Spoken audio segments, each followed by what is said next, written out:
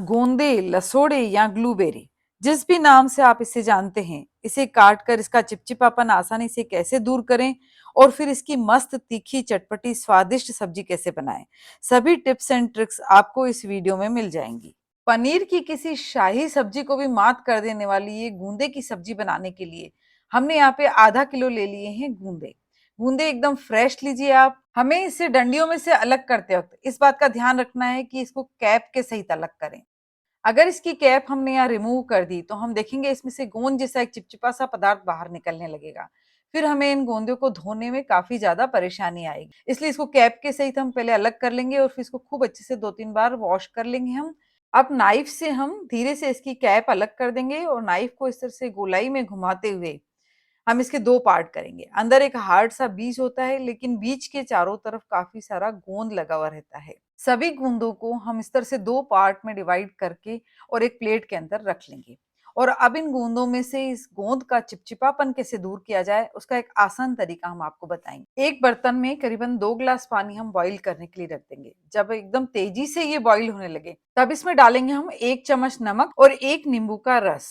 Knife पर नमक लगाते हुए आप इन लसोड़ों को काटते जाइए तो भी इनका चिपचिपापन दूर होता है, लेकिन ये काफी आसान तरीका है और इससे बिल्कुल चिपचिपापन इसका चला जाता है। और अब इसमें हम डाल देंगे ये कटे हुए गोंदे और इन्हें हम तेज आंच पर ही अच्छे से बॉईल होने देंगे। आंच को धीमा नहीं करेंगे और इसमें हम ढक्कन नहीं लगाएंगे, इस बात का ध्यान रखेंगे। गूंदे जिन्हें की राजस्थान में लसोड़े भी कहा जाता है और अलग अलग स्टेट्स में इनको अलग अलग नाम से जाना जाता है। आपके स्टेट में ये मिलते हैं कि नहीं और वहां पर इसे किस नाम से बुलाया जाता है, प्लीज हमें कमेंट करके जरूर बताइए। 5-6 मिनट तेज आंच पर खुले में ही इनको बॉईल करने के बाद हम इन्हें थोड़ा सा बाहर निकाल के नाइफ की मदद से चेक कर लेंगे। ये थोड़े सॉफ्ट हो गए हैं। अब चलनी की मदद से हम इनका सारा पानी अलग कर देंगे और इनको एक प्लेट में हम ठंडा करने के लिए रख देंगे। ये बहुत ही ज्यादा हेल्दी होते हैं खाने में। गर्मियों के टाइम में ये सिर्फ 2-3 महीने ही मार्केट में हमको मिलते हैं। अब एक कढ़ाई में हम डालेंगे 4 बड़े चम्मच तेल। यहाँ पर आप सरसों के तेल में भी ये सब्जी बना सकते हैं। तेल गर्म होने पर इसमें हम सभी गूंदे डाल देंगे।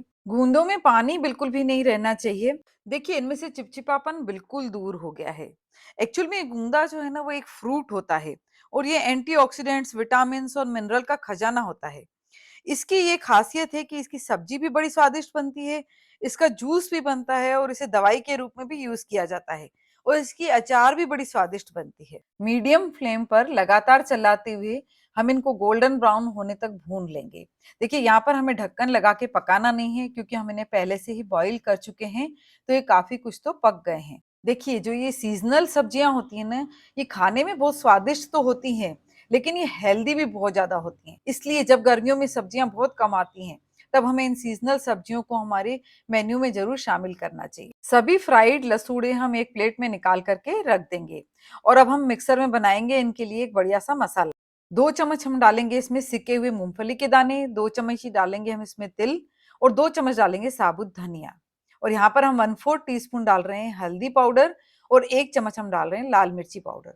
1 चम्मच डाल रहे हैं धनिया पाउडर और 3 बड़े चम्मच हम डाल रहे हैं यहाँ पर भुने हुए चने। उनका ऊपर का काला छिलका हमने उतार दिया है और इसे मिक्सर में हम बढ़िया बारीक सा पीस लेंगे। देखिए बढ़िया सा हमारा मसाला बनकर के तैयार है। अब हम इसकी खटास के लिए या तो अमचूर डालें या ताजी केरियां मार्केट में आ रही हैं, इसलिए हम एक केरी ले लेंगे छोटी साइज की। यहाँ पर केरी बड़ी थी इसलिए मैंने आधी ली है और इसे चॉपर में एकदम बारीक काट लूंगी मैं, या फिर ग्रेटर से आप इसे ग्रेट कर लीजिए। देखिए एकदम बारीक कर लिया मैंने इसे और एक बाउल के अंदर अभी जो हमने मसाला तैयार करके रखा था उसके 2 बड़े चम्मच हम डालेंगे और इसी के अंदर हम डालेंगे केरी 2 बड़े चम्मच। कच्ची केरी की जो एकदम फ्रेश खटास है इस सब्जी में वो बहुत ही अच्छी लगती है। और अब इसमें हम डाल रहे हैं 1 चम्मच गुड़। आप चाहें तो इसे स्किप कर सकते हैं, लेकिन हल्की सी मिठास इस सब्जी में बहुत अच्छी लगती है। अब 1 चम्मच हम डाल रहे हैं यहाँ पर कश्मीरी लाल मिर्च, 1 चम्मच धनिया पाउडर, आधा चम्मच गरम मसाला और 1 चम्मच मैंने डाला है यहाँ पर तेल।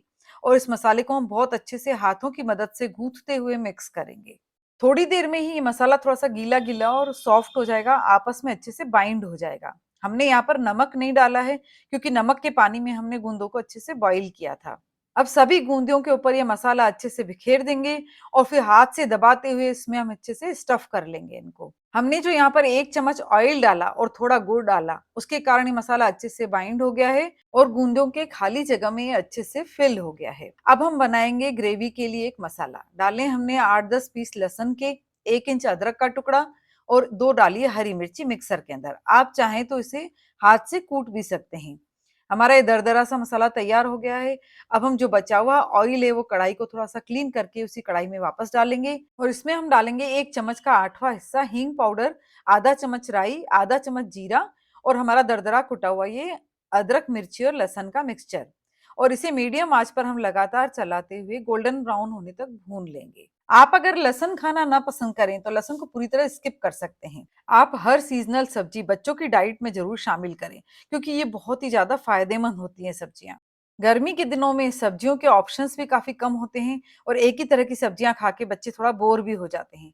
अब इसमें हम डाल रहे हैं यहाँ पर 10-15 कड़ी पत्ते और अब इसमें हम डालेंगे नॉर्मल घर के मसाले जैसे कि 1/4 टीस्पून हल्दी पाउडर डाला है मैंने, आधा चम्मच यहाँ पे डाला है लाल मिर्ची पाउडर और 1 चम्मच में डाल रही हूँ यहाँ पर धनिया पाउडर। ये मसाले ऑयल में जाकर जले ना इसलिए हम डालेंगे इसमें 3-4 चम्मच पानी और उसको फिर लगातार चलाएंगे। पानी डालने से मसाले थोड़े फूल भी जाते हैं और जलते नहीं हैं। हाँ, मसाले पकाते वक्त हमें आंच धीमी रखनी है और इसे लगातार चलाना है। जब थोड़ा सा ऑयल सेपरेट होने लगे फिर इसमें हम डालेंगे यहाँ पर टमाटर की पेस्ट। आप चाहें तो यहाँ पर दही डाल करके सब्जी बनाएं, पर क्योंकि केरी की भी हमने खटास डाली है इसलिए मैं पर्सनली इसमें टमाटर डालना पसंद करती हूँ। 3 मीडियम साइज के टमाटर मैंने बारीक पेस्ट बना के रखी है और अब सब्जी में हम ये टमाटर की पेस्ट डाल देंगे। गूंदे की एक सूखी सब्जी बनती है, उसमें टमाटर दही वगैरह कुछ नहीं डलता है, वो भी बड़ी स्वादिष्ट बनती है। ट्रेवल वगैरह में हम उसको ले जाएं तो बड़ी ही इजी और स्वादिष्ट रहती है।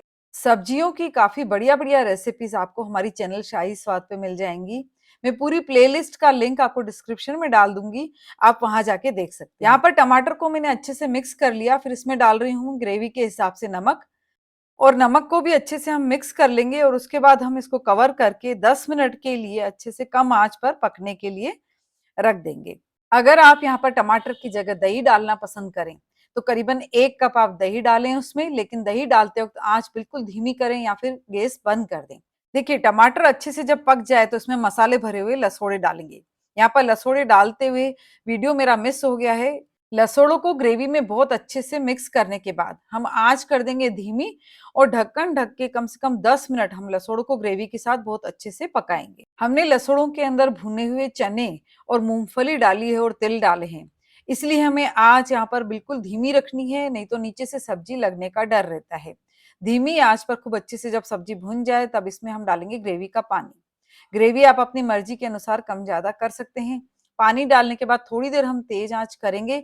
जब ग्रेवी को अच्छे से बॉईल आ जाए उसके बाद फिर इसको ढक्कन ढक के हम कम से कम 10 मिनट के लिए इसको और पकाएंगे। आपको अगर हमारी यह रेसिपीज अच्छी लगती हो तो प्लीज इन्हें लाइक करके शेयर जरूर कीजिए अपने फ्रेंड्स और रिलेटिव्स में।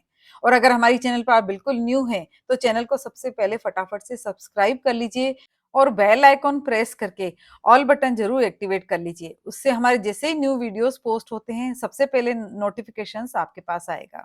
हरे धनिये से गार्निश करने के बाद ये सब्जी बिल्कुल तैयार है। आप इसको परोसिए गर्मा गर्म, चाहे तो रोटी के साथ चाहे नान के साथ, राइस के साथ भी ये सब्जी बहुत अच्छी लगती है और ये पौष्टिक भी बहुत ज्यादा होती है जैसा कि मैंने आपको वीडियो में पहले बताया है। चलिए फिर जल्दी ही मिलते हैं हम नई रेसिपी के साथ। अगर आपने वीडियो पूरा देखा है तो यहाँ से क्लिक करके आप हमारी सब्जियों की पूरी प्लेलिस्ट देख सकते हैं जिसमें बहुत ही बढ़िया बढ़िया सब्जियों की रेसिपीज हैं।